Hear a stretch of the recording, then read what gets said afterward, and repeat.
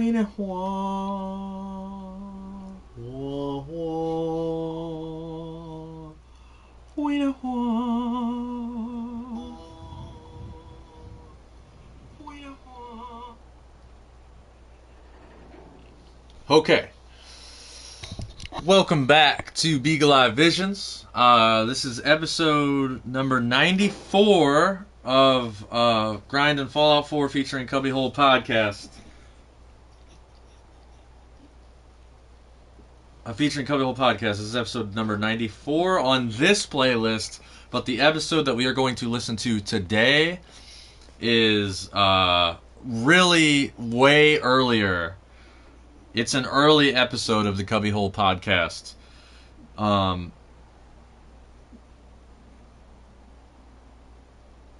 I'll explain why. I'll explain why it's an early episode once I'm on my phone. I'm looking for CubbyWhole podcast.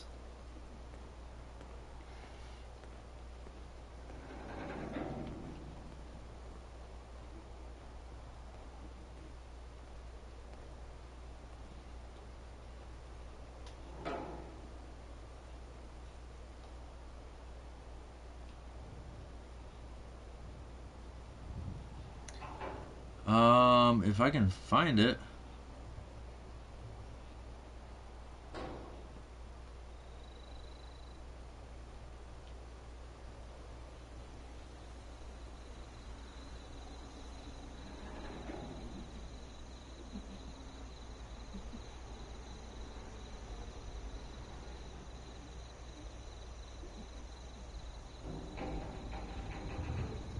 Okay, so this is the 6th episode of CubbyWhole podcast. And the reason why I never recorded this episode is because at the time that I started the series, I was in a very toxic relationship with a terrible person. And anytime I would listen to a podcast or do anything that involved another female that wasn't her, she would get overly, extremely jealous and create an argument. So I think that's why I never recorded this episode. I went back through the entire playlist and I never heard this episode on any of them. And if this is just a goof, and this episode is on this Beagle Eye Visions YouTube playlist, it's worth the refresher, but I don't think it is on the playlist. I don't think I ever recorded this episode. I think I started it, and then she started an argument, and then I just never did it, and I forgot about it. So, this episode was recorded May 21st, 2020, and this episode features Leah McCormick talking about esoteric relationship. Nate interviews Leah McCormick, and this is episode, like I said, this is number 6. It's called Esoteric Relationships. This episode is it's so good. Like I said, people need a refresher on, especially for this topic. This topic is so important because in my mind, it's kind of like, relationships, and the best way to have successful relationships is to do the shadow work. And if this is your first time of hearing the term known as shadow work is working on the dark aspects of the self, so they don't come out in unconscious ways, right? That's the whole goal here. That's with the shadow work. You have to work on the shadow self, the dark aspect of the self that most people, unfortunately, just do not look into. So I'm very excited to hear this episode over again. Like hell, I could even use the refresher. And very synchronistic. The next book review that will be published next month in July, which I think is a perfect month for this book. This book is called Effed Wide Open by Mario West.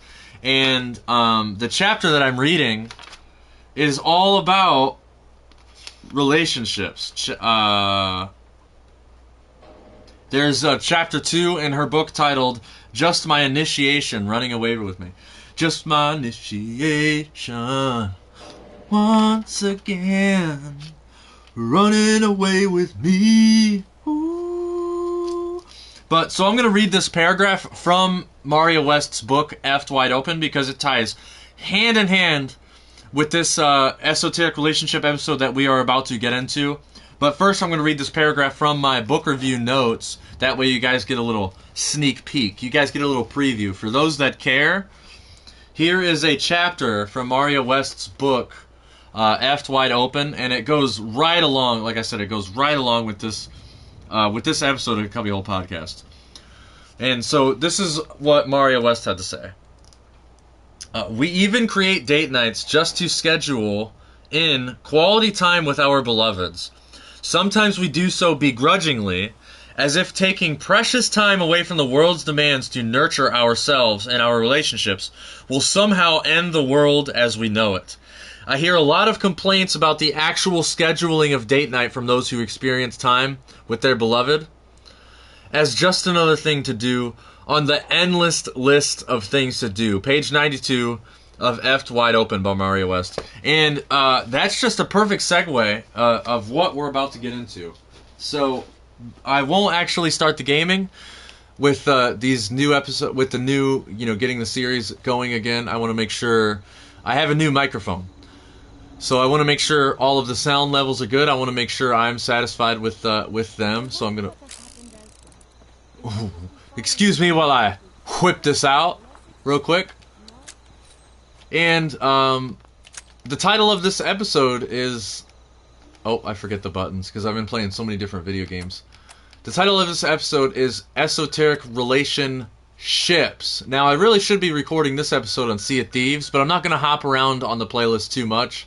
I'm going to finish CubbyWhole podcast with here in Boston on Fallout 4.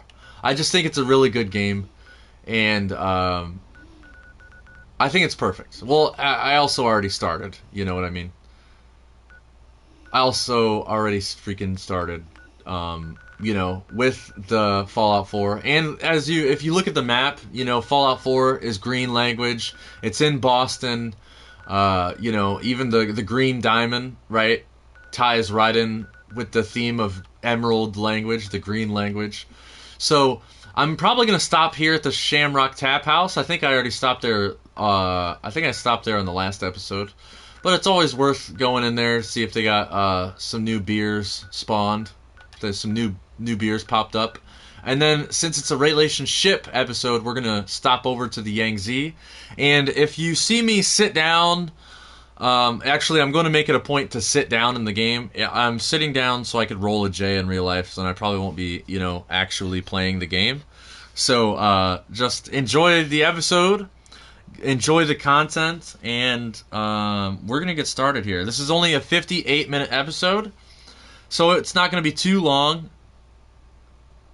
And we're going to be in and out. I think this is the only episode I'll record today. Let's see how I feel.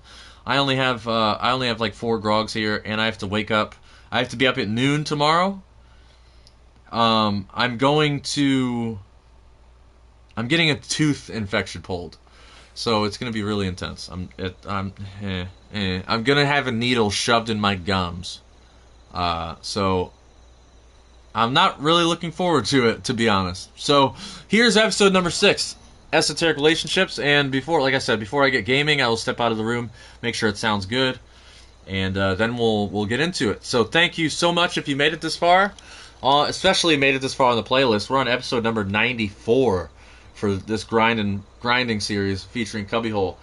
It's been a long journey, man. It's been some years, but so thank you again if you made it this far. And like I said, this episode is so important, and it's not just relationships like boyfriend-girlfriend. It's relationships as a whole, in my mind, and especially with the next book review that's coming up. This is a perfect segue for the next book review. So without further ado, episode number 6 of the CubbyWhole podcast, Esoteric Relationships. And that's one of the things about religion that we have to remember when we're talking about that makes it such a hot topic issue is because we're talking about law. Who gets to be God? Who gets to be God's deputies? Who is the Most High? Who is the divine authority?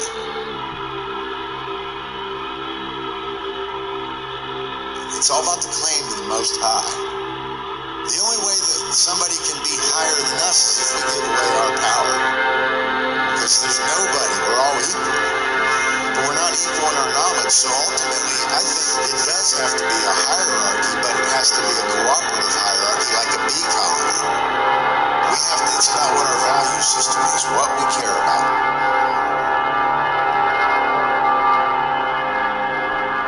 Hello, Hive Mind. Today is May 21st, 2020. I am your host, Nate Cap. Welcome to the sixth CubbyWhole podcast, where important topics are unveiled, discussed, and tested. Our website is CubbyWhole.com. That's CubbyWhole.com. Today we have another special guest and great friend of mine on the show. Her name is Leah McCormick. She is a student of natural law, objective morality, and the occult. Striving to teach Western esotericism and the occult, she has creatively developed her own newsletter called Hermetically Sealed, mostly for millennial women who are caught in the same New Age aesthetic trap she was once in as a young woman. Currently, she is on her way to become a pathologist assistant while co-creating a strong marriage and family with her husband in Idaho. Thanks for being on the show. Yeah, of course. Awesome. So basically, I want to get into your Hermetically Sealed project. I know it's something that you've been working on and sending out information about Hermetic principles that I find really important and beneficial. Can you tell us a little bit about these principles and why you started this enterprise? Yeah, so I'll probably start with telling you like why I decided to do this and then like what I'm currently working on. So a few months back, you were visiting us probably 6 months ago in November, and I kind of had this thought about doing the great work for myself, but I am not a very extroverted person. I have a difficult time talking to other people, and actually doing this, I'm a little bit nervous, just because public speaking is so difficult for me. So I felt like writing was something that I was really good at and confident at, and I'm a strong writer. And I wanted to do something specifically for women. And there are some men that I send this to as well, but it's majority women, probably ages, I want to say 24 to 35. Currently. They may get larger. And I do everything by hand, so it is a lot of work. They're really awesome, by the way. I love the way that you put those together. Thanks. I, again, am really for the aesthetic, and that is what, when you said the aesthetic trap that I was in, I do really enjoy the aesthetic that I have always adopted, but like having the underlying knowledge of like what all of the symbolism is behind the occult and like, I guess, paganism and to an extent New Ageism has always been interesting to me. So I know that a lot of young women are really motivated currently by like the witchy aesthetic and New Ageism and reading tarot and astrology and the zodiac, all of those things that are the esoteric. So like things that are widely available to pretty much everyone. And I see a lot of misinformation. I see a lot of incorrect blending of things, like to be interested in tarot means you're a Satanist. And I really wanted to create something that was giving people information on one of the most basic but most fundamental things that you can learn about the esoteric. And it really will open the door for so many other things that you can learn. So Hermeticism is an ideology that began in ancient Egypt and Greece, and then was revived in the early, the Middle Ages, like the 1300s to the 1600s, so the beginning of the Renaissance. And it was by Hermes the Trismegistus, I believe, is how you pronounce it. Yeah, I have trouble pronouncing that too. Yeah, my mouth cannot make sounds. So it is, I know what it is, but then I sound like an idiot when I say it. Nah, you're doing good. So he's the thrice greatest Hermes, and his teachings really are the laws that bind the way that reality works. So if you look at, I know you've spoken to Dylan about a little bit of game theory, my husband.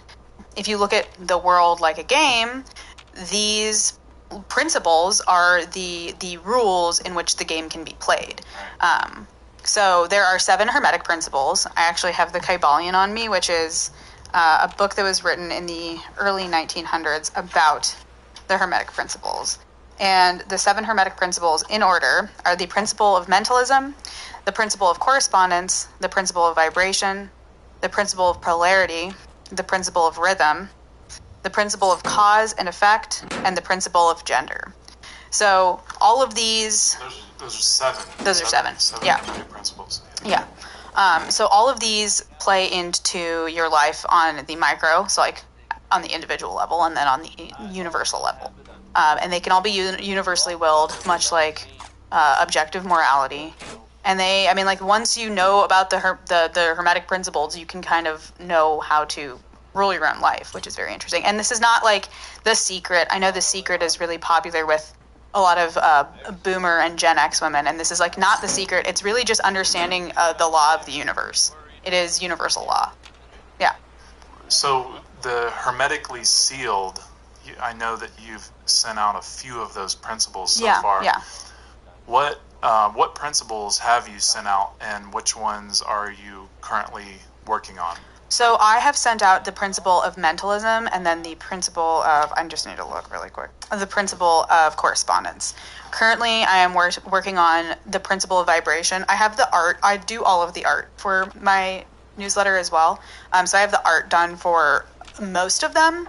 I just haven't put them all together, mainly because my husband works and he helps me do all the formatting on the internet, on the computer, because I'm a 40-year-old woman when it comes to computers, and he helps me with Photoshop. But I do all of the art. I then write everything on our PC and format it correctly. And then I print them out. I cut them down. I put them in these nice envelopes, and I wax. Really nice. Yeah, and I wax seal them, which is actually really fun. But also, I've burned myself with sealing wax so many times, and I use a really cool little G-square wax seal stamp, which is really fun. Yeah, I love that. And people have told me this gives off a Harry Potter vibe, which like that is not even remotely what I'm going for. It is more that like this is like care and attention, and also wax seals are like so old. But I also like it is artistic through and through the whole way. And I really like doing art. I do not consider myself I'm an amateur or hobby artist. I'm not like I have so many friends that are really wonderful artists, but it has been a challenge for myself in a really good way that I am putting out something to a lot of people that I know who are really wonderful artists, and I'm showing them my art, and that's a really gratifying experience for me, not just giving the information as well. Yeah, that's so cool. I love that you're, putting in that work to put this kind of information out there, because it really is so important. And something that I really wanted to know is like, what kind of feedback are you getting from people? So the feedback has been really good. The majority of the people that I'm sending it out to are people that I know through social media, and they're usually people that I have interacted with somewhat frequently. There's varying degrees with each person. But for example, my friend Jean, she lives in the Catskills in a little tiny home, and she sells her art. She does pyrography, so she like wood burns things. It's very cool. We've got some pieces in our house. Awesome. And she keeps them taped to her workbench, like right above where she works. So she is applying this to her life by probably having it right near her. She can read it whenever she wants. And she does have like the words showing. That's what I think is really cool, is that she doesn't just have the image on the front, she has the back, so she can actually read it whenever she wants. So the majority of the feedback I've gotten has been really wonderful. Most people are giving me aesthetic feedback, which is interesting because I'm trying to get away from that. But the few people I've sent it out to who I have a really strong connection to are really wanting to talk about the principles and how I've been applying it to my life. And, I have had people comment specifically on my relationship with my husband, that they think that we have this like fairy tale relationship, or we have a really easy relationship, and that on the internet everything looks really nice. And realistically, that is how it is in our house now. But we've been together almost 5 years, and the first few years of our relationship were really tumultuous. We did not communicate very well. And I think that's normal. We didn't have, like knockout screaming fights or anything like that. We just had difficulty communicating. And I think the more he and I have immersed ourselves in reading about the occult and teaching ourselves, in teaching one another, and Dylan has taught me quite a lot as well, and I've taught him, the better we are at communicating with one another. So like people see that and they're like, well, what are you applying in your personal life that it is applying to your relationship? And I definitely think starting with the Hermetic principles and objective morality and ethics have been probably the biggest thing to help us, because we're really honest with one another. Yeah, that's where it all starts, is honesty. And, communication seems to be, in my opinion, the biggest problem in the whole universe. And I think that we all just are misunderstood. And I think that for me in my life, principles have helped me relate to people a lot easier. And it's definitely made me become more, not only honest, but attract more honest people into my life. So I definitely appreciate that work, and I'm very thankful that I came across it. So across it. I did say that right. So, yeah. I always get that confused. I catch myself saying across the street, and I'm like, nope, that's not how you say that, Nate. But anyway, one of the things that you said, what is it about millennial women you want them to know or be helped with, and how do you select who you send to when you're sending these Hermetic principles? The thing that I would like millennial women to know is that they ought not to be interested in the occult and paganism, and the occult, paganism is to an extent, and New Ageism. I really hate that people are interested in New Ageism. They should be interested in it not for the aesthetic that it gives, but what it is trying to teach you. And that is what I am trying to do. I know the thing that I am sending out is aesthetically pleasing. I want to do that so it looks professional, and it's something that someone can hold on to for a very long period of time, can even photocopy and give to someone else as well, because that ultimately would be really awesome, that people are spreading it organically without me. But I want women to have the tools that women have had in the past that have really been hidden from us in the last probably 60 to 70 years, longer, but just with the onset of third wave feminism and the hippie movement and all of the things that came out of the last 60 years have really made women really unhappy. And that's not to say I don't think every woman should be a homemaker, because I don't think that every woman is able to do that, and I don't think that that's feasible for a lot of people who live in places where cost of living is super high. I'm lucky that I live in a state where we live on one income very comfortably, and I can be a homemaker currently. That will clearly change when I start working, but the fact that we don't have to worry about that is really nice. But I don't know, give some people their own agency, that they can really learn how to apply the occult in their life in a way that is positive. And I don't mean I think that Satanism is the occult, because Satanism is the occult. It's the dark occult. It is not going to help your life. It's really self-serving and egoistic. I think this is not just going to help you, but you help turn other people on. I think that's really important. For people out there that don't know what the occult is, it just simply means the hidden. Yes. So I just wanted to I know, sure. no buzzwords. Yeah. No. You're fine. But yeah, it is the hidden knowledge that has been around for humanity for as long as humans have been human beings and not monkey people. It spans all religions and all cultures. You can look at even Hinduism, and you can look at Western esotericism, and they both have the same ideologies at their core. And they are showing you different stories of Krishna or the Buddha or Jesus, but that is just an archetype. And people look at the occult now and they think that equals Satanism or witchcraft or atheism. And that is very strange, because it is 100% rooted in spirituality and rooted in having some kind of higher consciousness than just the meat suit you teetle around on. Right. Yeah. Before I get into this next topic, what is it about mentalism that you find to be so important for all the rest of the Hermetic principles? Well, it really embodies that you are your mind, and that everything is the mind and everything is the mental. So once you can, I really don't want to sound like The Secret, because this is something that is really, this is what's sold as The Secret, TM The Secret, that you manifest whatever you need to through your thoughts. and the universe does the same thing, and that we all are really a mycelial network of human beings. We are all one consciousness experiencing things from 1,000, 100 million different points, well, billions of different points, different perspectives, and that you can put it out into what you put out into the world will come back at you. And again, it's not like, oh, I want a Ferrari, and so if I like really will the fact that I want a Ferrari, I'm going to have a Ferrari, because that's not how it works. It's more that like, if I am an honest person and I am putting out into the world honesty and truth, that will come back at me because I am attracting other truth. It's very interesting. Right. Something I really enjoy talking to you about is relationships, as whether they are intimate or family or friends. There is something really important about the esoteric relationships. Nice. What is it? What is an esoteric relationship, and why is that so important? So the esoteric relationship, from my perspective, is really like having two people. Well, all a relationship is a relationship between two people. Like, yes, obviously you can have an extended family, but like, for example, I'll use my husband and I as an example, just because I live with him and he's the closest person to me. We both are turned on to this. We both really want to do work on ourselves.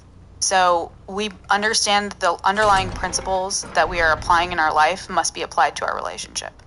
Something that Dylan said to me recently was something that you had said to him, and he echoed it back at me in our relationship, that in like Freemasonry, I know that Freemasonry, people think of like national treasure, but it is just part of the Western esoteric. It is like the symbolism. It's like hieroglyphics for white people, basically.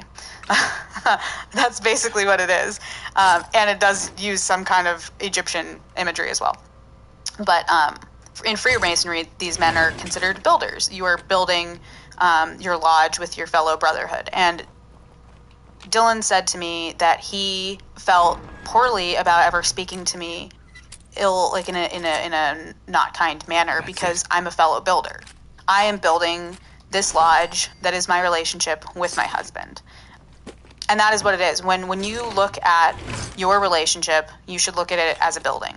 You were building, first you build a foundation with someone, and to have a sturdy, long-lasting relationship with someone, you must build a strong foundation. If you have a foundation with a crack in it, your house is going to slide off the foundation. If it is built with like termite-infested wood, it's not going to last. So you really need to build a strong foundation. And then once you start building the actual building, you are putting together rooms. Like, this is where this room is going to go. This is a room that I no longer want us to use, and it's off limits to us. This is something that I cannot abide in our relationship, like lying or cheating, which is just another form of lying. So like, you're really trying to build this really strong building that you can live in with someone for the rest of your life. And Dylan and I look at our relationship as a pyramid. One, because it represents like the three trinity. It's like the trinity, you know, of like the self, the spirit, and the mind. Like the body, the spirit, the mind. But also because a pyramid will last through the test of time. If you look at the ancient pyramids of Giza, they look the exact same, because while they have worn down, they wear down evenly on all sides at the same time. The top will always be pointed, the sides will always be slanted in shape. So we look at our relationship as a pyramid. And not everyone will look at it that way, but I mean, like, I think that applying that to our relationship and applying honesty in all ways, shapes, and forms, kindness and agape, which is like the ultimate form of love. It's all kinds of love. It's fraternal love, it's platonic love, it's romantic love, all, and like parental love, all folded in on one another to create this cosmic love, is how you build a relationship that's really strong. The other thing that I've said to Dylan recently is that I feel like Hermetically Sealed, the newsletter that I do, is kind of my love letter to my husband, because my husband really helped turn me on in a way, not sexually. I mean, yes, but mentally. He helped me go from a really sad and deceitful person who did not know how to live their life very well, and I was a very dishonest person and manipulative and deceitful. And first he taught me ethics and he taught me morality, and then we both got into the occult together for the most part. There were things he knew about, there were things that I knew about. But Hermetically Sealed has been really my love letter to my husband. Like, you have taught me, and you are my teacher, and I have been your student, and I feel like now it is my turn to teach other people. And yes, it is not nearly as intimate, and it is not nearly as intense because I'm not doing it face to face with these people, but I am helping them find a way to do it for themselves, which is really, really gratifying for me. One of the principles that I find very powerful in a relationship is the principle of polarity, because it's about, obviously, in a relationship, you have two people. Well, polarity is, two opposites of the same thing. Yet, we are individual people, and we're unique, and we find a way to make things work with each other. And one of the reasons that so many relationships fail is because there is dishonesty and lack of communication. So I feel that what you and Dylan, your husband, are doing is very powerful in building a very healthy, solid foundation, so that way when you do bring another being into this world, it's going to be very healthy. And that's something we're going to get into later on in the show. But I really like what you said about the pyramid relationship, and I think that it's something that I strive to be more like, and I find it really interesting that you guys aren't even 30 years old yet, and you've already created something very amazing, and it's very awesome that I know people like you, and I'm very thankful for that, because it's something I just don't see. I don't see this much in the world. So I understand relationships are hard. They take a lot of work, whether it's an intimate relationship, whether it's a friendship, whether it's Your parents. Your parents. It's like, it is hard because we're all misunderstood. We just we're either dishonest, or we're dishonest with ourselves. Or we lack the knowledge of communication. And when we lack the knowledge, we lack the understanding. And so, having these principles grounds us and brings us together. And that's something that I have experienced. I know that that's something you guys have experienced. Yeah. It's really powerful information to live by, to align with. Yeah, and that's something that I said earlier. When people are like, oh, wow, your relationship looks really good on the internet. Like, I was speaking to my friend Mara about this on the phone. She's like, the way that you post about your husband is like, he is just a perfect human being. And no, Dylan's not a perfect human being, nor am I. But we both have learned how to speak to one another, and we have tempered one another in different ways. For example, when I met Dylan, you could tell me, a cat was hit by a car, and yeah, that's sad, but I would be a chocolate mess. Everything made me sad. Everything made me cry. I cried constantly. I was such an over-emotional person, to the point where it was such a detriment to me. And Dylan, on the other hand, was not empathetic at all. I always tell this story, this was really early in our relationship. Dylan took me to get my tooth pulled, and it was an emergency dentist, and the dentist did not wait for my tooth to be numb to pull my tooth, and I felt the entire thing, and it was very upsetting. And not only was I in a lot of pain, it was just such a bad toothache. I hadn't slept the night before, but also I had this man yanking at my tooth and just not being kind to me at all. I was very upset, rightfully so. And Dylan got really angry at me because I was crying in public afterward. And this was a year into a relationship, maybe not even. So we both have tempered each other in really wonderful ways. He has become a really empathetic and emotional man, and I have become a really rationally minded woman. And we have helped one another do that for each other. On top of which, I had a really terrible problem with being truthful in our relationship. So much so that it almost ended our relationship about a month before my husband proposed to me. And the lie was over something really trivial. He caught me doing something embarrassing, and I was trying to save face, and it almost ruined our relationship. Not because the lie was so egregious, because the thing that I lied about was he would have made fun of me over the thing that I was doing, and then it would have been over in about 5 minutes. It was that I decided to lie. And I understand why he did that, Because if I can't be honest about that little thing that really just was an embarrassment and not that big of a deal, what could I be potentially able to lie about? And I understand that. And so we have had our ups and downs like so many other people have. It's just that one, we both are really stubborn people, and two, we love each other very much. So like it really means something to me that I have someone in my life now who, I hate the term ride or die because it's so goofy, but like really, he would do anything for me and I would do anything for him.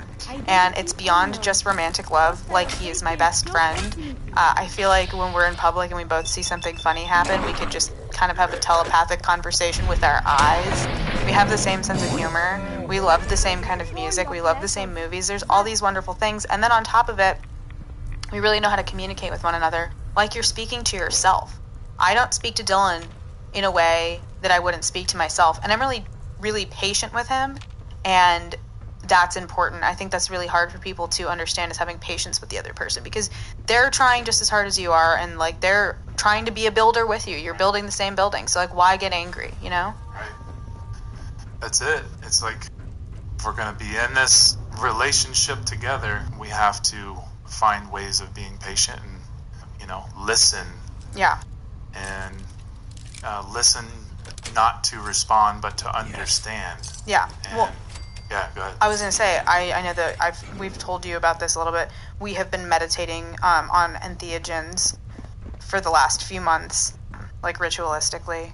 And I feel like we were on a level when we got married that was like, man, this can't be beat. We had a really awesome wedding. It was just the two of us. We eloped in the woods in Colorado. We self-officiated our wedding.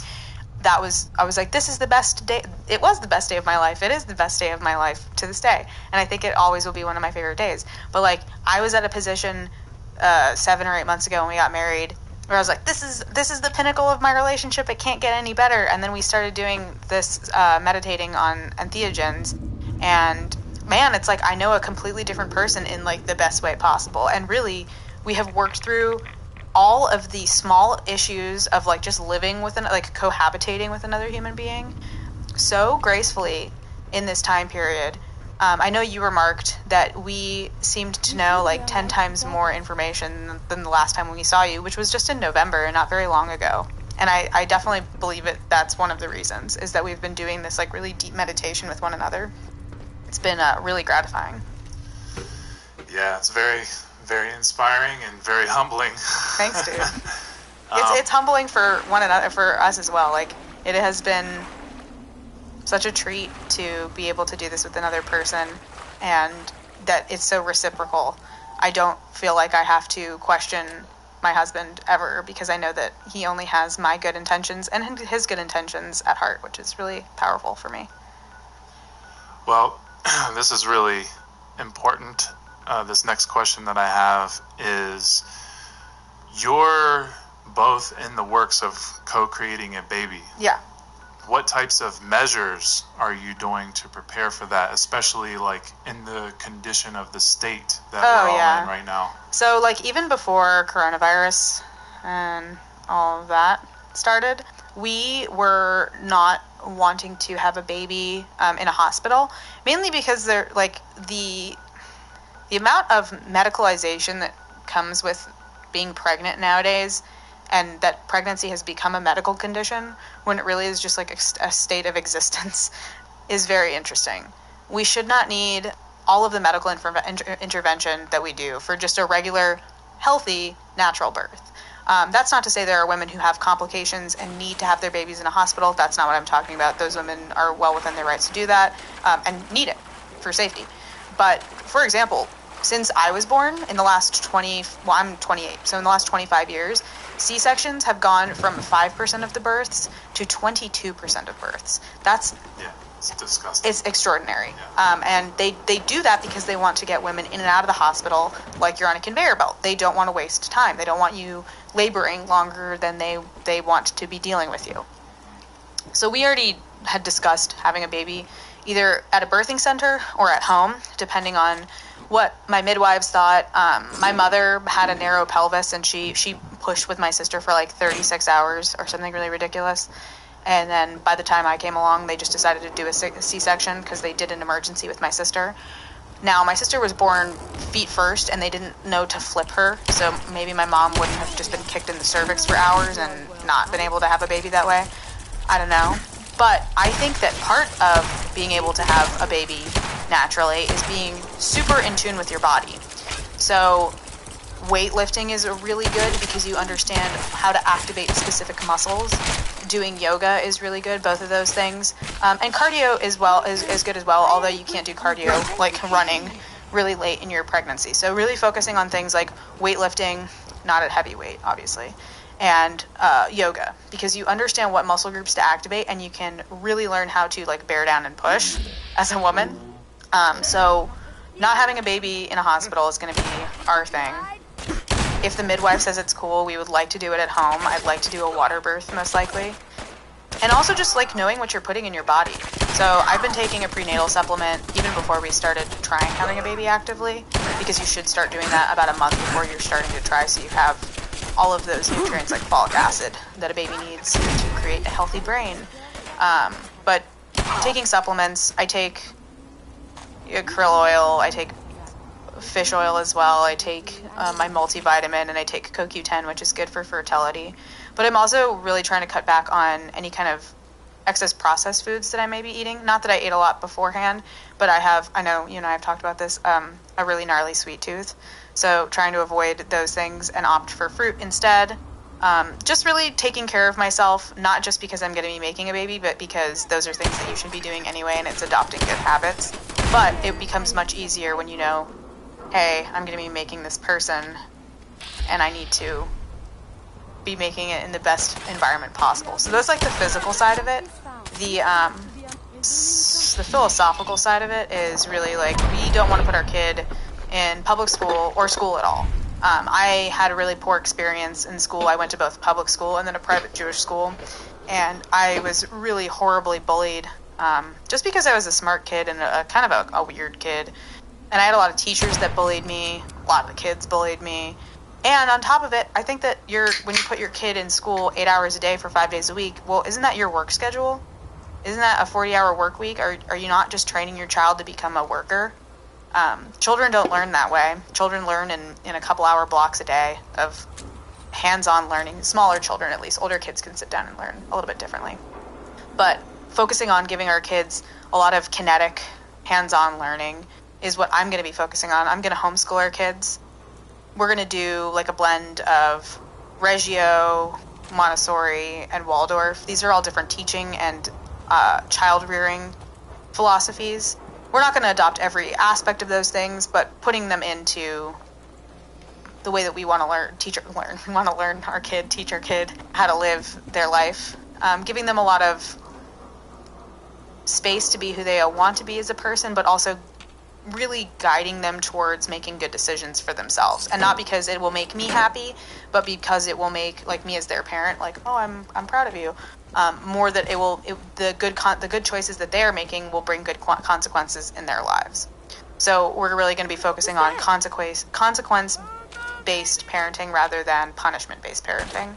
And I know you know who this guy is, but this man, he's a philosopher. He can be quite controversial. He's popular on YouTube. His name is Stefan Molyneux. But the thing that he got really popular for was peaceful parenting. And I think that is like probably the most beneficial thing that person has put out into the world, is treating he came from a home of absolute abuse, both physical and emotional abuse. And really, it is about treating your children as if they're another human being, and rather than a kid, just a small learning person. So speaking to them, not yelling, not giving punishment, but rather, for example, oh, you broke your toy. Well, I'm not going to punish you for breaking it because that was the choice that you made, but now your toy is broken. We can see if we can fix it, but if we can't, your toy is broken, and that's the consequence of the behavior that you just exhibited. And also, like, talking to your kid with a high modicum of respect. If you want your child to respect you, you must also respect them in turn. And I don't want my kid to look at me as their friend. I mean, I do, in a sense. But I want my kid to look at me as their steward into adulthood. I think that's the most important thing. Well, it sounds like you guys are definitely on the right track. And I fully agree with everything that you're saying. I think that's really awesome that you guys have educated yourself and recognized the things that are going to only benefit you and your, the new being that you're going to be bringing into your life. Yeah. Speaking of, you say that you guys are going to, or that you're planning on doing home birthing. Yeah. Why wouldn't you want to do birthing in an actual, like, Birthing center? birthing center? I think it's a more intimate setting for both of us. I mean, what we have decided is that if the midwife is like, hey, it's your first baby, you may want to do it here. The hospital, I mean, where we live in Idaho is pretty small. Idaho in general is pretty small. But where we live, the birthing center that we would be going to is about a block from the hospital. From my house is probably like 6 minutes from the hospital, so really not that far. But if something went wrong and I needed to be transferred to the midwives at the hospital here, that would go a little bit quicker. But the reason I want to do a home birth is I want to make it all about me and my husband and really like put it in our hands and make it responsibility for one another. Like Dylan and I have talked about who's going to catch the baby, and if we're not doing it where I'm like sitting up in water, Dylan wants to catch the baby. I think that would be really cool. I don't know. I think that being at home would be really intimate and special, and I know a few women who have done it, and they had one of their babies in a birthing center, and then they did their next kid or the next couple kids that they had at home, and there was just something much more gratifying about doing it at home. What are the dangers that you know about doing or having births in a birthing center? I think the only thing that is super dangerous for women for the most part, aside from like having a stillborn baby, which like that's its own really horrible experience for mothers and fathers, is that you can hemorrhage. And that's why I'd want to do it at a birthing center, because that's a common thing that happens to women after they give birth, is that you don't stop bleeding. And many women don't need any medical intervention when that happens. They just need to stay lying down for a period of time. Like I know a couple of women who've had their babies in birthing centers and ended up hemorrhaging, and they were fine. But having it at a birthing center, you're not at the hospital. They don't catch the hemorrhaging as quickly. You may need to be transferred or have the EMTs come in and give you a blood transfusion, which is pretty wild. But I think that is probably the biggest one. The way that mothers die in hospitals is usually neglect from the healthcare provider. Like their oxygen levels drop, weird shit like that. But also, I mean, a huge complication of pregnancy now is obesity. General lack of taking care of yourself when you're pregnant. A lot of women just don't do any kind of exercise because, again, they're taught that being pregnant is a condition and not just a state of being.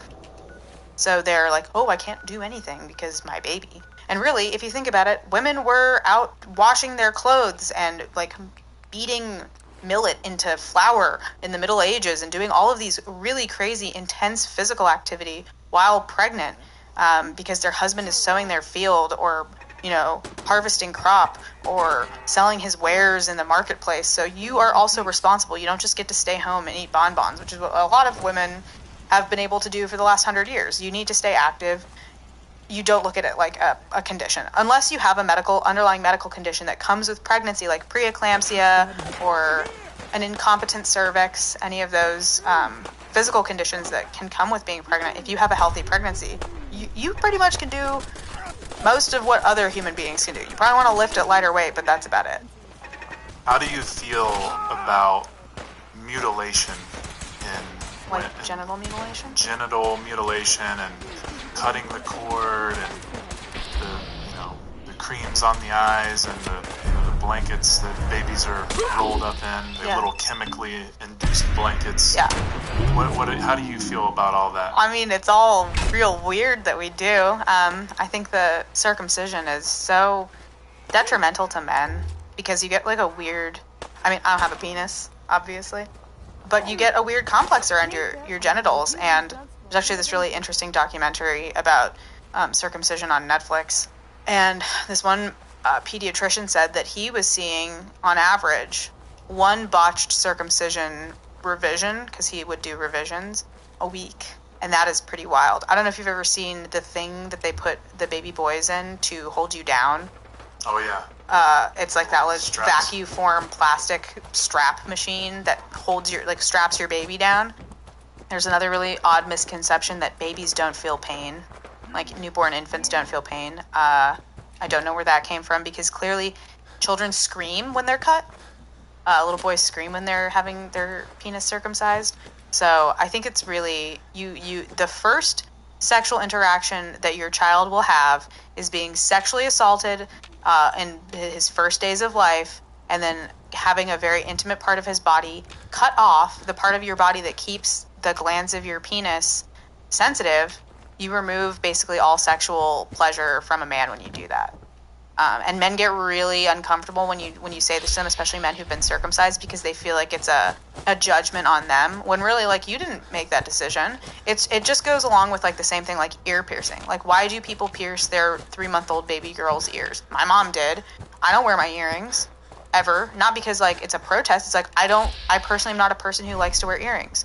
So my mom did this thing to, like, dress me up, and I know she's probably going to listen to this, but that is what it is. It is an aesthetic choice, and I didn't. That my bodily autonomy was violated, and that's the same thing you're doing, but to the nth degree when you circumcise a little boy.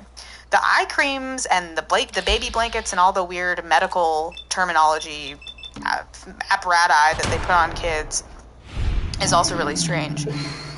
That one, people don't know about the eye creams or the vitamin K injections that women get, or any of the other odd things, until they get pregnant, and then they experience it for themselves. That is, like, not something that is a large public knowledge. So I think it's very strange. Like, why can't I just wipe the placenta and birth goo off my baby and be done with it? Same thing goes for cutting the cord. I mean, I know when you cut the umbilical cord, you should wait until it is completely clear, like white and translucent, because that means all of the nutrients have flowed out of the umbilical cord into the baby. And a lot of hospitals don't do that. I know that when we have our baby, and after I deliver the afterbirth, after I deliver my placenta, we want to have it powderized. And I'm going to take it as a capsule, just because it's really good for you. And that's something that people will make fun of you for, which is very strange. It's part of your body, and it's also full of an amazing amount of nutrients. The removal of how visceral and primal it is to give birth, and also how death happens, the removal of that from Western culture is so sad, because women really have that experience removed from them. It's sad. I'm gonna switch gears a little bit. Yeah, no worries. Yeah, it's a bizarre experience for sure. But you said that you're in training to become a pathologist assistant, and I'm wondering, why did you decide that, and what do you intend to do with it? That's a question that probably started when I was living in Ohio. I wanted to potentially go to school to be a funeral director, or a mortician is the more colloquial term. And I quickly learned that you can read this really interesting essay from this woman.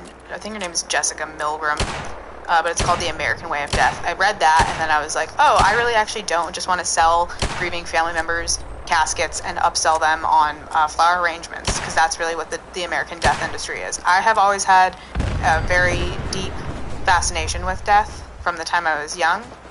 So I learned how to do some taxidermy when I was in my early 20s. I've just always had a very deep interest in death, and not from a morbid perspective, oh, I'm gonna die and this is all that there is and I'm so worried. It was more like, this is a thing that everyone does. Every being on the planet will do it, no matter how small or how big you are, and it is the thing that gives your life momentum, because if I don't have a thing to look towards the end, then what is the point of me doing any of this? And it's also something that people are really afraid of and don't want to face. So a pathologist is a doctor who specializes in pathologizing illnesses, so diagnosing illnesses, working with pathological specimens, so things like cancer and other illnesses of the body, and then also the pathologist oversees autopsying. So the pathologist assistant is the person who basically you're like a nurse for the pathologist. You do all of the nitty-gritty stuff for the pathologist. So let's say a surgeon is removing a portion of someone's liver that has a tumor on it. They are unsure what kind of tumor it is. They could not biopsy it because of where the tissue was inside of the liver at the time that it was in the body. And they need me to figure out if this is a benign or a malignant tumor. So they will send me the specimen. They will send me like the entire portion of the liver. They'll send it down to my lab.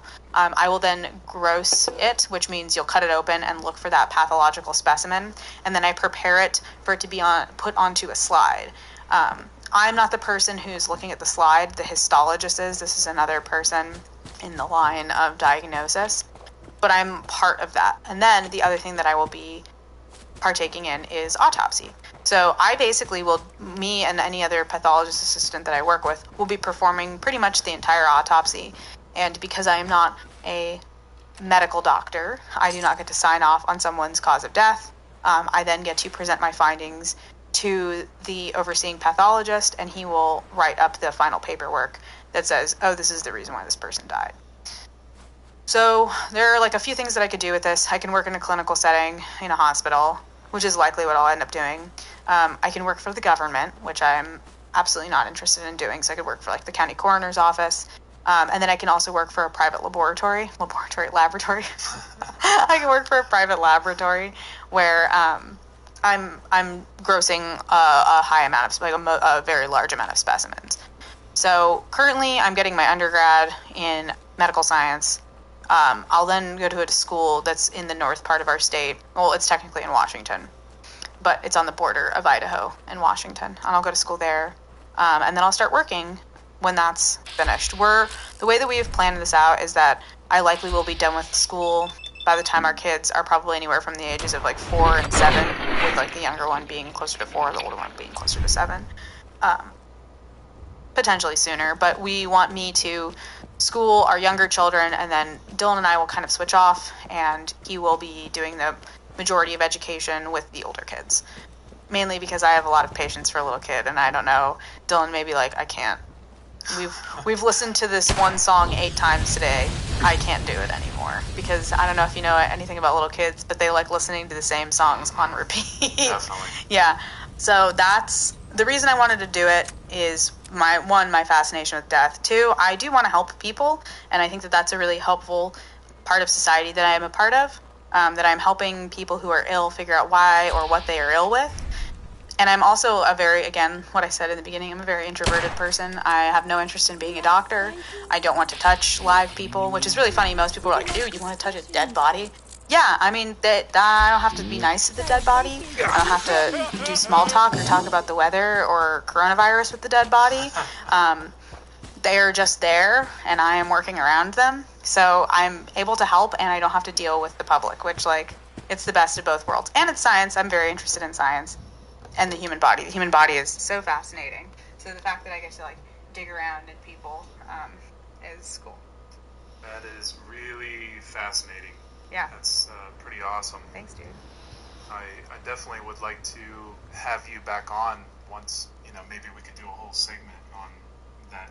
Oh, yeah, that'd be awesome. Material. Because, I find the human anatomy very, very interesting, and it's something that is very sacred that most people don't talk about. And, there's a lot that I think people should understand about how the body functions and the organs and how they definitely relate to a lot of our language of today.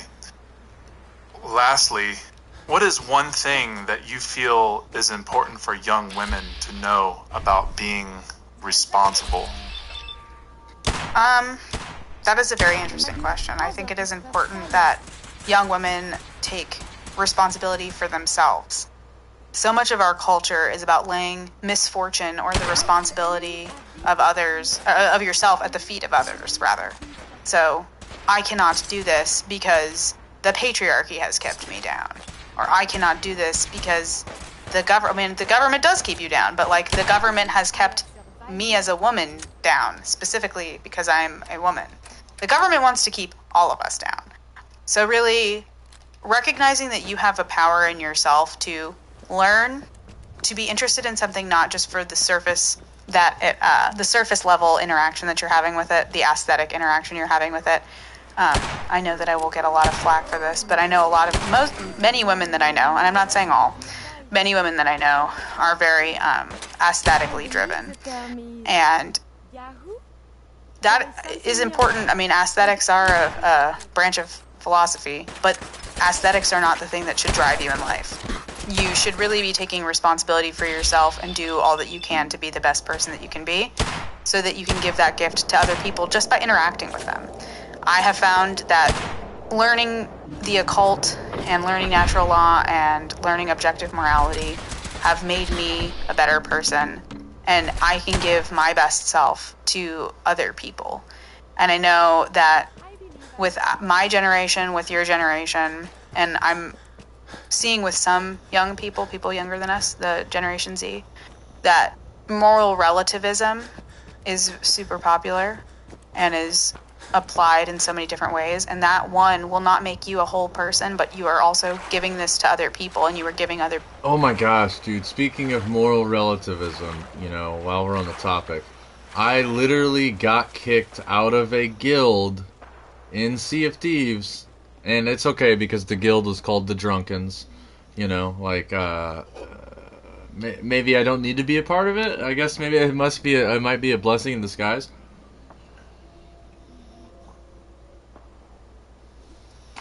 But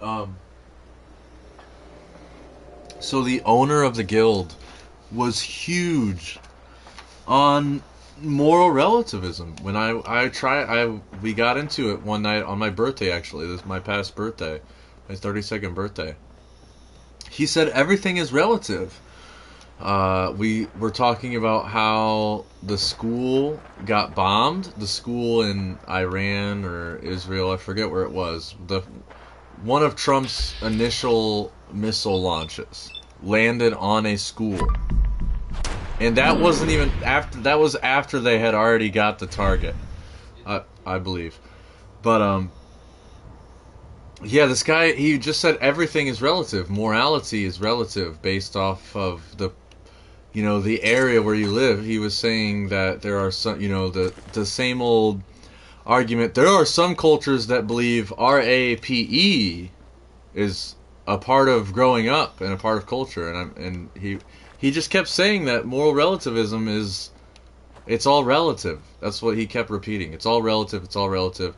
And I kept getting more and more angry and raising my voice more and more because I just hate when people talk like that. It's just so ignorant. It is not only is it ignorant, but it's also, it takes responsibility away. Period. It takes all responsibility away from morality. And that's what freedom is. Freedom is another word for responsibility, or vice versa.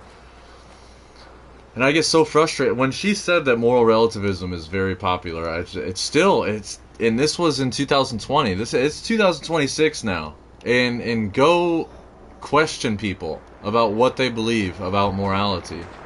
Especially Christians. Even Christians have no care when it comes to right and wrong behavior. You would be so shocked when you start asking people simple basic questions like, where do our rights come from?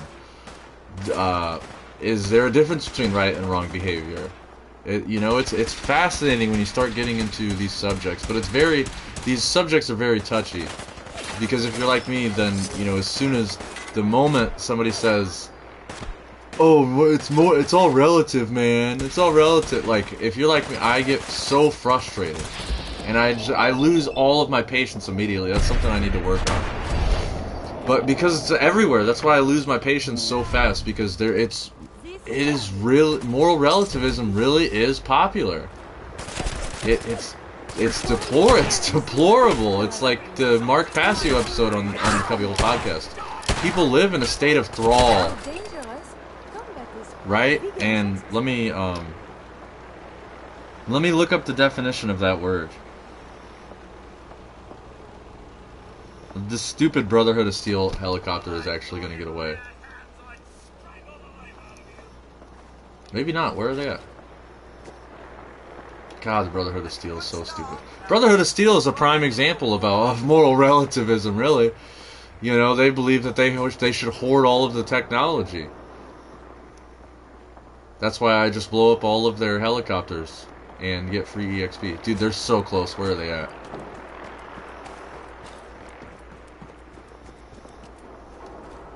Well, I'm getting distracted. I need to get to Good Neighbor so I can lay this pretty woman. Dude, they're right here. Where are you guys at? Nope. I think they're gone. I'm not gonna make them. Oh. Every time I go to Good Neighbor, there's always... Oh. I guess they must have blown up. Yeah, they either landed or they blew up.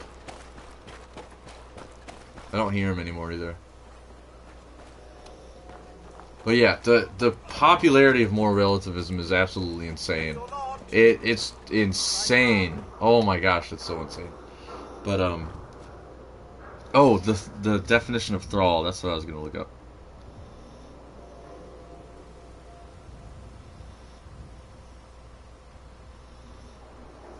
So the state of thrall definition's a noun. The state of being in someone's power or having great power over someone. And when you think about modern day relationships, right? Look at relationships around you. How many people, especially when it comes to their relationships, are in a state of thrall? The state of being in someone's power or having great power over someone. That's what most relationships are. This is the dynamic. There's somebody who always wears the pants in the relationship. It's never a balance, right? It's never both people are carrying the same load, and like she's talking about, it's never both people are working on the same house. It's never both people are working on the same foundation and building the lodge up together. It's never like that. I mean, most 99% of relationships nowadays are there's some sort of hierarchy system where one person has more control than the other in the relationship. And it stems from this ideology of moral relativism. It stems from this ideology of, yeah, right, just that right there, of moral relativism. Moral relativism. That's where it all stems from. It is so deplorable. It's ridiculous. It drives me nuts. I mean, I guess that's why I'm single. Because most people have this idea where if you are not giving up all of your money, if you're not providing, like she's talking about in her relationship where they have plans. They have plans, okay, she's going to take care of the kids while they're younger, and then as they grow up, then he's going to take care of their education while she's going to school for her education. It's so interesting. How many people do you know have relationships like that? It's so rare. And that's what Maria West in her book Effed Wide Open that I'm reading right now, she said genuine relationships where there's no hierarchy, there's no one person has more control of the other, or one or maybe because one person has more money than the other, then that person with more money has more control and more, that's how it usually goes too. That's another way. Whoever's the breadwinner gets to call the shots. And that's how it, and I hate to say it, but that's how it is in most of my relationships. I would argue that's why most of my relationships have failed. But let's get back to the episode. People, lies and deception and all of the really evil things that come with not being a morally upstanding person. And I don't mean like being a Christian person. I mean just being honest in all ways, shapes, and form. So really, I think that it is important for young women to learn how to be honest, because I don't think a lot of women know how to be honest. Yeah, that is key, is honesty, and something that has been brought up quite a few times, including today, is morality, or objective morality, and it's something that we are definitely going to get into on the show, probably for the rest of these shows. Yeah. Because it is one of the most important things for people to understand, and it's not man-made. And that's what's really difficult for people to Yeah. wrap their head around. Stay free, man. But we're going to do our best here on this show to help everyone who does have trouble understanding that find or discover the methods that can help us see that it is a law that is bound to each and every one of us throughout the whole universe. And I think that you have really touched on a lot of really important things in our life that I find to be very powerful when it comes to communication and relationships. Spare me any sob stories. So- This is a hotel, not So a I want to chair. say Top thank floor, you long for hallway, being last room real, on the being right. honest, being, who you are, and taking the time to learn these principles and, finding who you are and building a solid foundation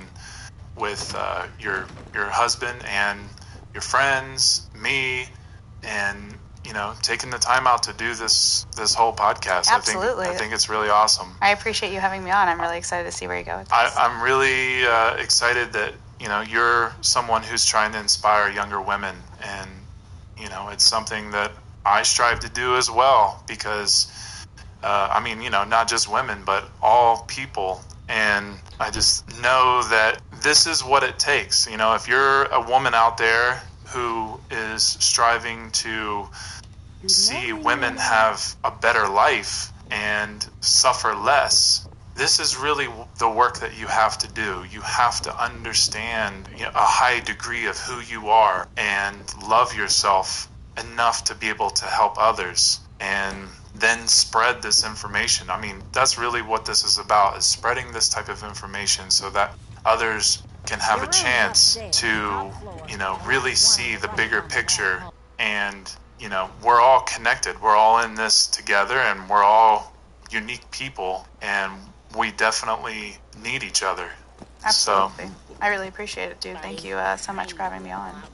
And like I said, I'm really excited to see what you do with this. I'd love to come back and talk to you whenever you'd like to have me on. And, can I plug myself? Of course. Gross. You can find me on Instagram at Hermetically Sealed. That's HermeticallySealed.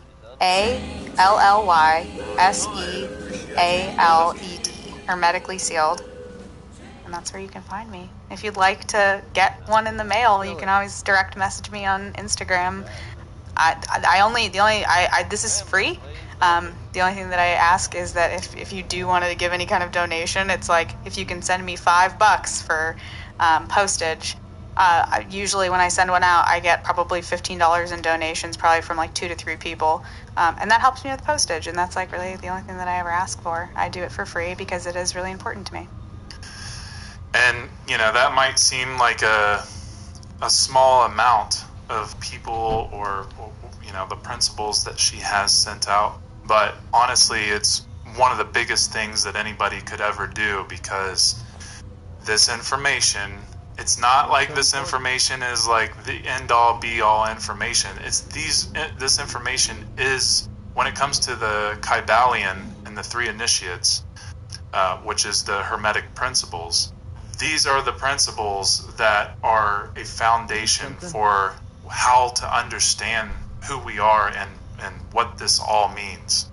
So that's all the time we have today, guys. So we hope that this show was beneficial and valuable, and you can find more shows, news, and videos at CubbyWhole.com. That's CubbyWhole.com.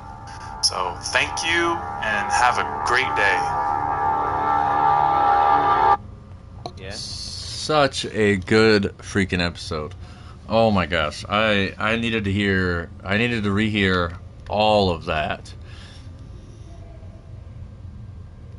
But I think, like they both said at the beginning, we all need each other, and the relationships are the best way to do it. The relationships are the best way to build a solid foundation, build trust, build loyalty, build I want to say stoicism. To build stoicism, it's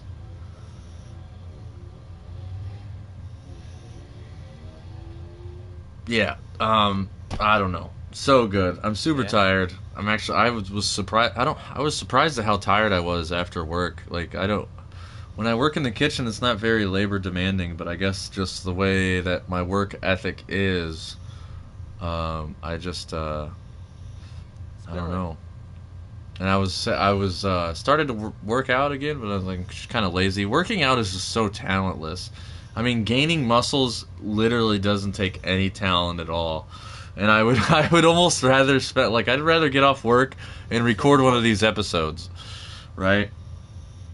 I get way more satisfaction in just what's the word I'm looking for? Yeah, satisfaction, I guess. Way more satisfaction from doing these episodes, and hopefully people are listening to them. You know, hopefully, I never say this on the channel, but feel free to share. You know, feel free to share the episode. Feel free to share the playlist. Share CubbyWhole, of course, definitely, because they just. What? I mean, these episodes. Oh, where'd I go? It's glitchy as heck. But there's just every single episode is packed, filled with so much knowledge. I really like that she got into circumcision, and maybe that's, I do remember the argument beginning, but I also, when I first started the channel, I was very wary especially of topics like that, topics like circumcision, because YouTube will slap you so fast. YouTube will bury that quick, fast, and in a hurry. That's exactly why Sean McCann has gotten banned from YouTube. I think he's still banned. It's really cool that Mark Devlin got his YouTube channel back. He got all of his archives and all of his past videos and interviews back. So shout out to Mark Devlin. Mark Devlin gets into the music industry. Somebody also told me that Ice Cube speaks out against the music industry. I don't know how true that is. And if he does, he's probably a controlled opposition. I tell people that all the time, There are so many people out there who talk about the corruption of government and the corruption of the medical industry and just all of the corruption, and their voices are not loud enough because people are not sharing them. People are not sharing this information with each other. How many times have you heard CubbyWhole podcast? I mean, shit. I do my best to share them, but if nobody else does the sharing, or if nobody listens or nobody pays attention, then they don't get any credit, and then they don't get any eyes on their channel. They don't get any donations. They don't. What? I mean, it's been a while since I've talked to the hosts. Since I talked to either of them. Hopefully the channel's going really good. They're still uploading episodes every so often. So this is why I'm trying to catch up. Dude, this guy's annoying. Spill it. I'm trying to catch up. I got a lot of catch up to do. I still have a lot of computer work to do. I still have a lot of reading to do this summer. I still have to catch up with Maria West's book. I still need to.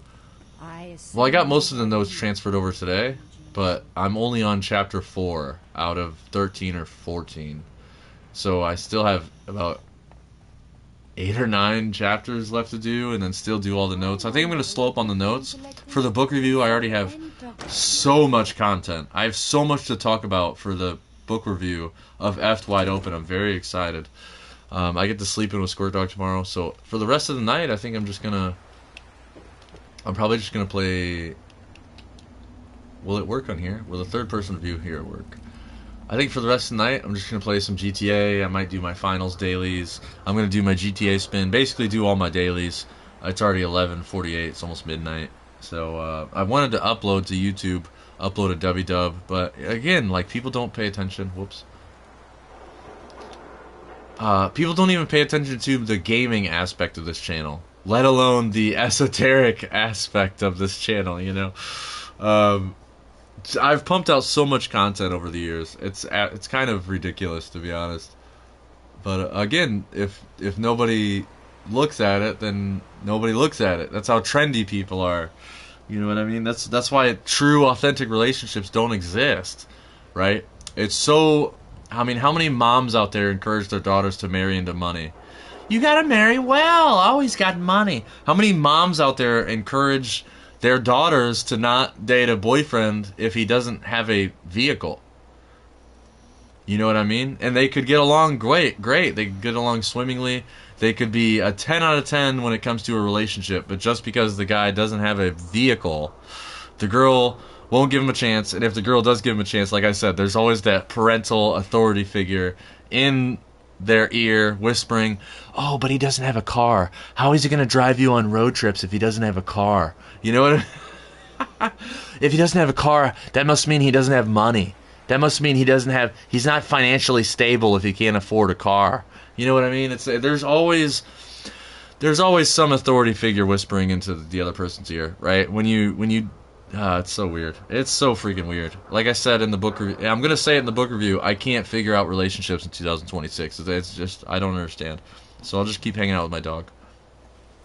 But anyways, I'm going to do some GTA spins, do some dailies, have fun, hang out. Squirt Dog is where are you going, dude? Yeah, I'm going to hang out with Squirt and relax. Or at least try to relax. I'm getting a needle shoved in my gums tomorrow, like I said, so not very excited about it. Get some beagle schlops in there. But anyways, thank you so much if you made it this far. Hopefully YouTube didn't slap us with the C word. I heard 2 different C words in there. I'm not going to repeat them, but very scary C words for this platform. You know what I mean? This platform is so restrictive. And again, this platform is so restrictive, but how popular is it? That's something to behold in and of itself. But anyways, thanks again if you made it this far. I really appreciate you. You're an absolute legend. If you want to support the channel, use code BeagleEyeVision at w.gg for 10% off your entire purchase. Or, if you don't drink caffeine, I'm proud of you. Good for you. Don't start drinking W then. If you don't drink caffeine, just stay away from caffeine. Yeah. And if you want to donate, you can find Beagle Eye on Cash App. It's literally just the money symbol of Beagle Eye. If you want to donate, anything helps. The dentist is gonna take all my entire literally my entire paycheck tomorrow. The dentist is taking all of it. Hopefully, I have some left over so I can still eat. But anyways, thank you so much once again, and stay tuned, stay gold. There's going to be a lot more content coming in. Signing off.